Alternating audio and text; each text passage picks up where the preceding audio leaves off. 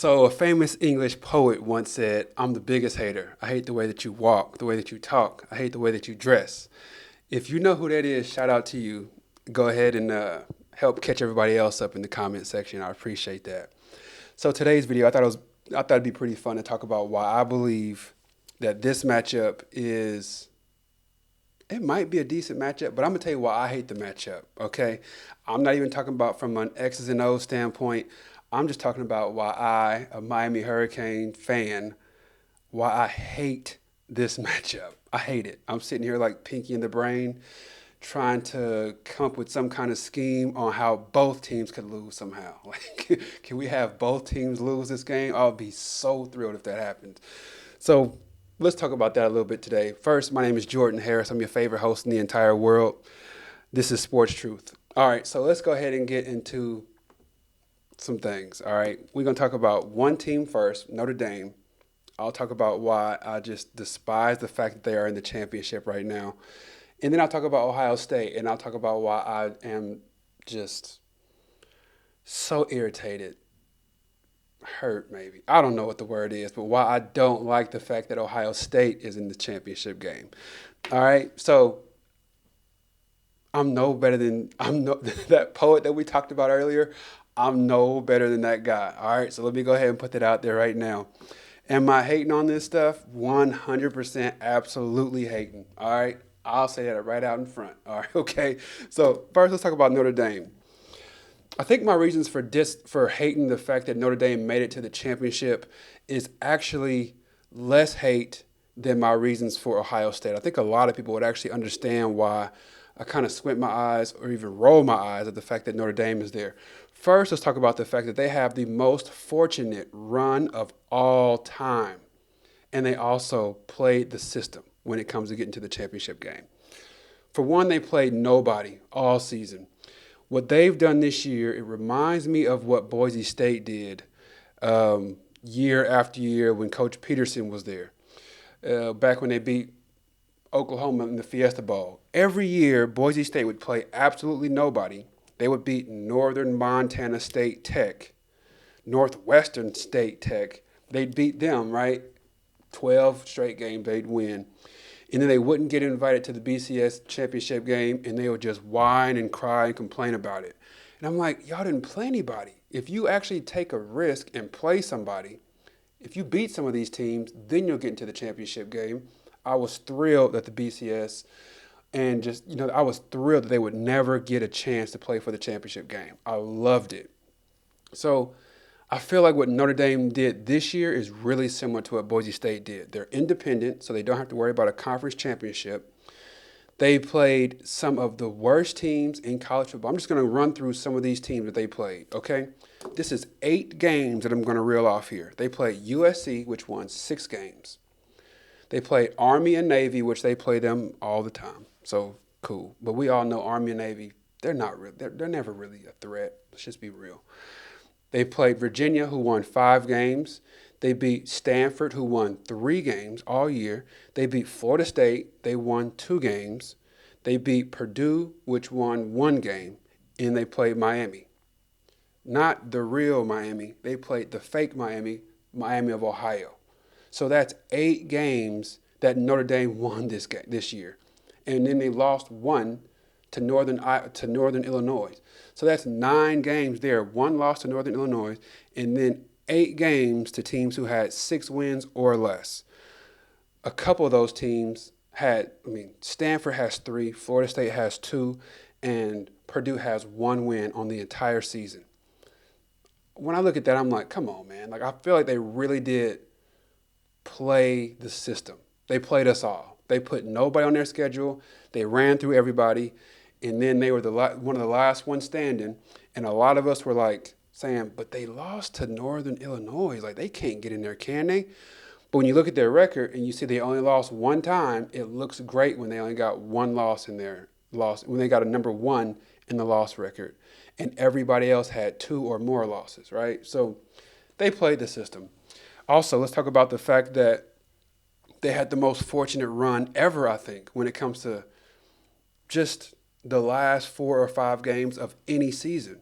So this is the new time. This is the first time we've had a 12-team playoff, right? So obviously this stuff is unprecedented.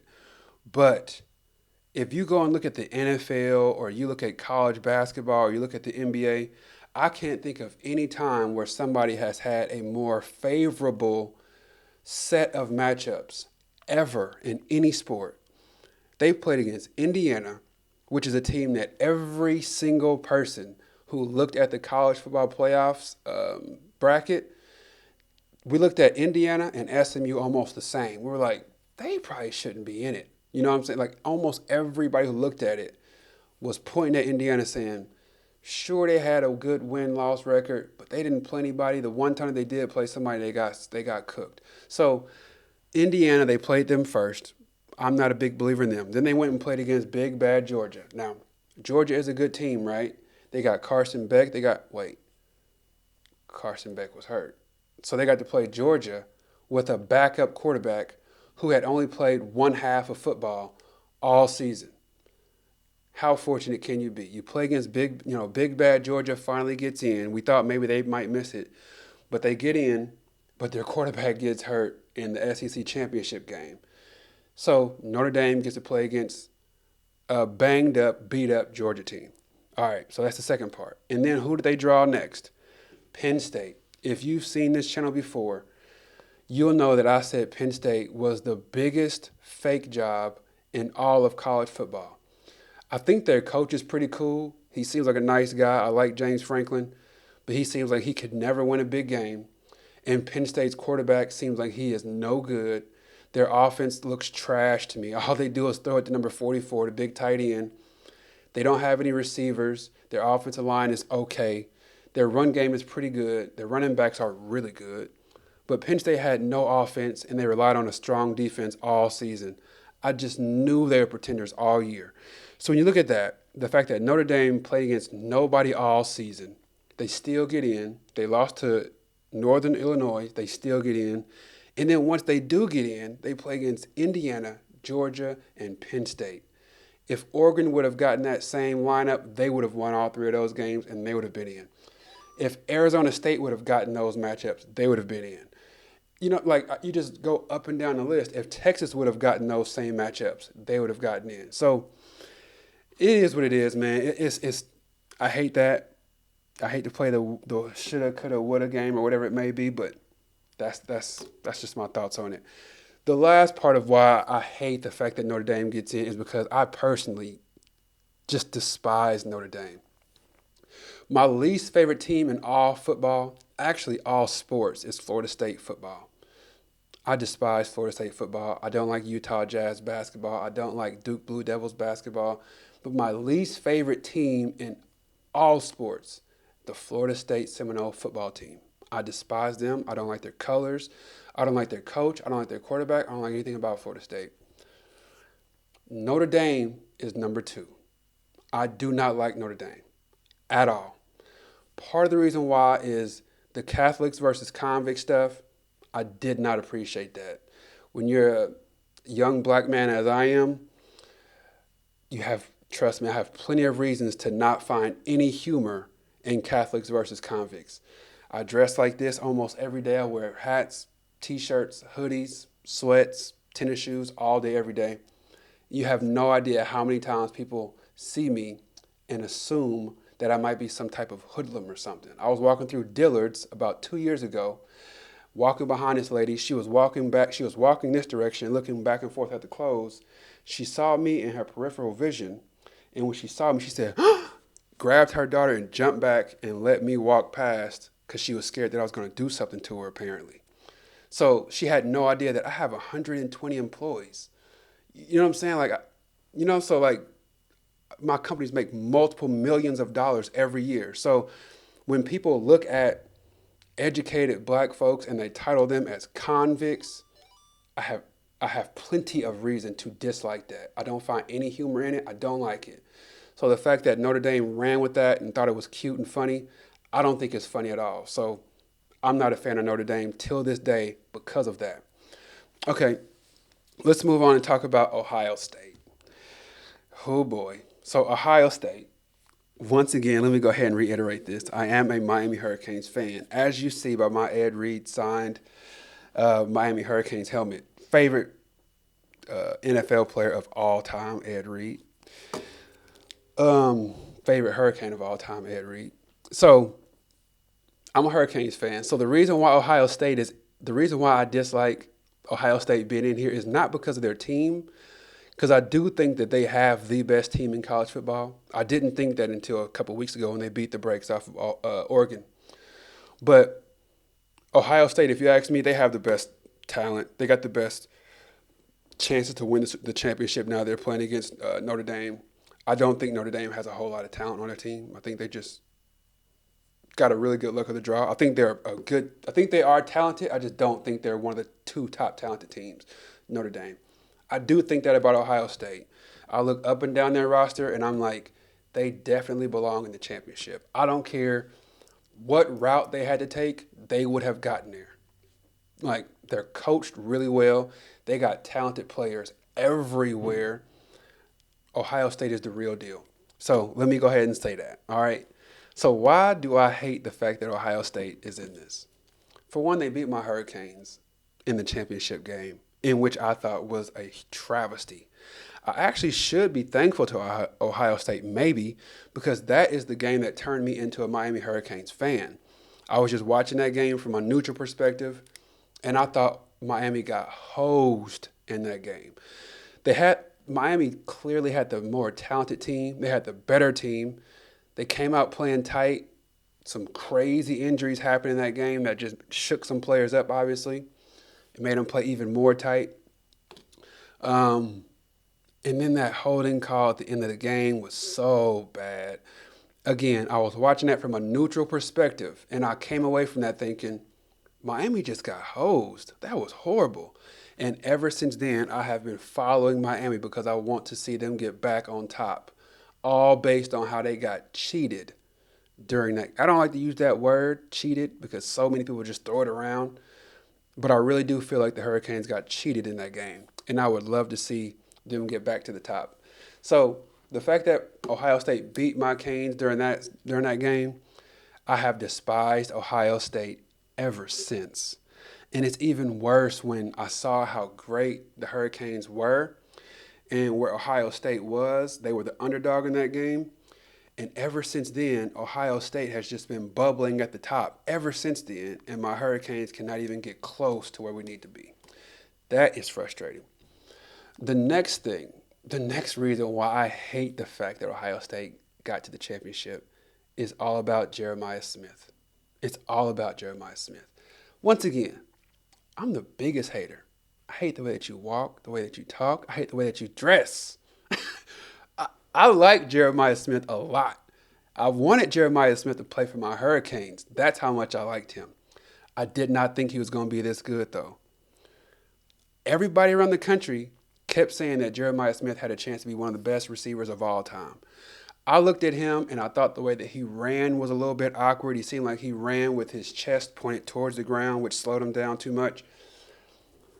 And I didn't think he'd be able to get off the line of scrimmage because he was too big. I had all these thoughts on why he wouldn't be an excellent wide receiver. But at the same time, I did want him to play for my Hurricanes because he was highly ranked.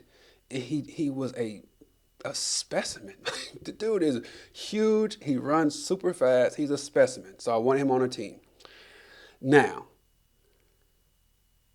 anytime, let me go to a quick analogy here. When your girlfriend leaves you,